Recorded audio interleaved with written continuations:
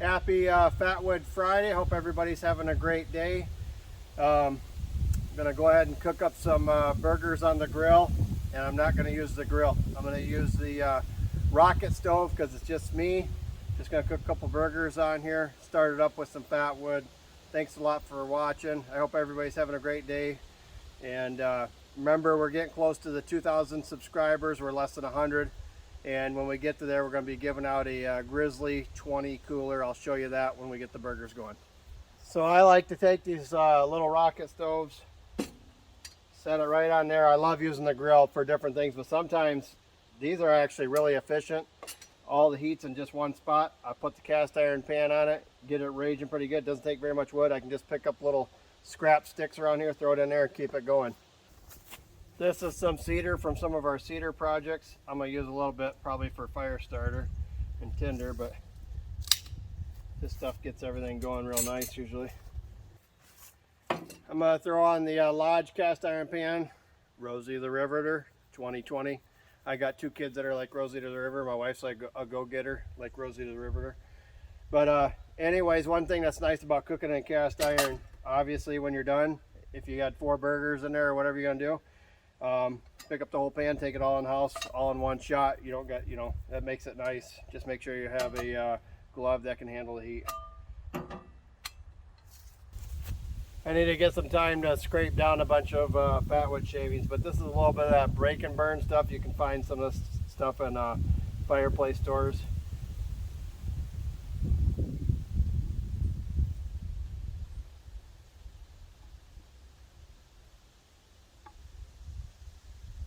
Kind of fun trying different materials out there a little bit.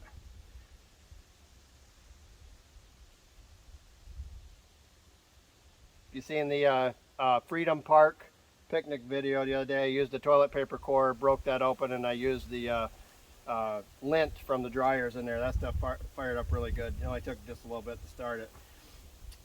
I have my Redneck Renegade Firestriker set. I mailed him these handles. He turned these. He does beautiful work, so check out Redneck Renegade's channel.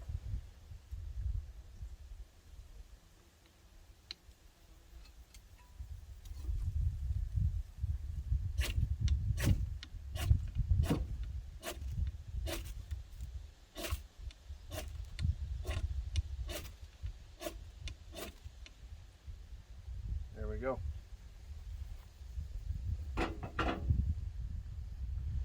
Save a little bit of that for later for something else. So I'm going to slide this over. That's kind of getting going.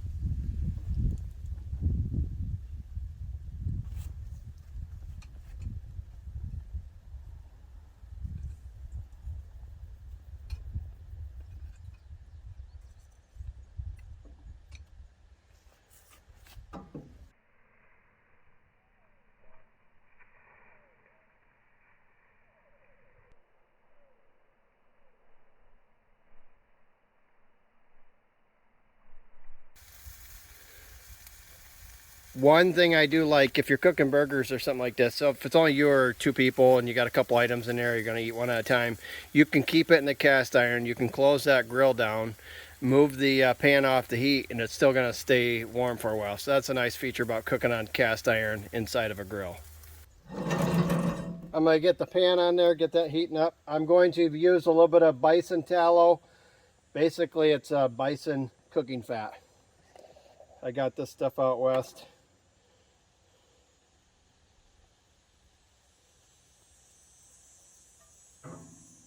I like to put a little bit in the pan, just I think kind of helps from not sticking as bad.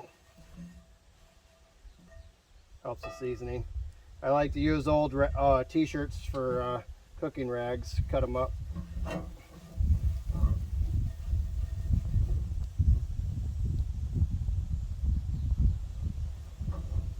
I'll let that burn down just a little bit and then we'll throw the pan on. Alright, I got my burger. Got some Steve's Shakes. Uncle Steve's Shake. He's out of Texas. He's got a YouTube channel. I'll try to put the link below. Uncle Steve's Shake. Just washed my hands. I just learned that we were supposed to wash our hands in 2020. I never knew. I just got a joke. But We always buy beef from local people who raise it. Do you got anybody particular, or is there a store in your area that makes really good hamburger?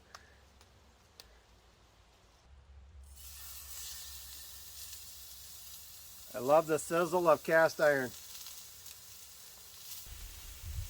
I'm to where anymore where we don't buy a ton of seasonings. I will love trying them, and I want to get some. As soon as this runs out, I'm gonna order some different stuff.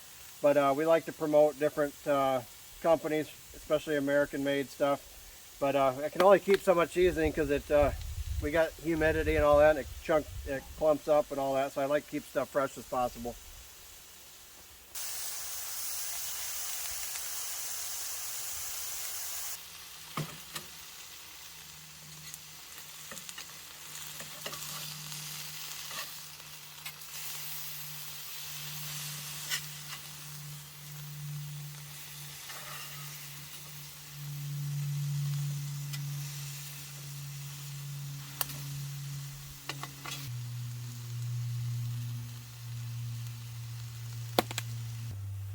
All right, well, I got this going. I got this Grizzly 20. This is going to be a giveaway when we hit the 2,000 subscribers.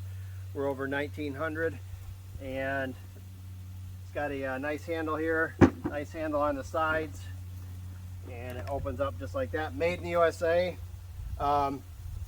It's a competitor with Yeti. Yeah, Yeti's probably the king of the sales of coolers. Not all Yetis are made in the USA, so you got to look close. I believe all the Grizzlies are.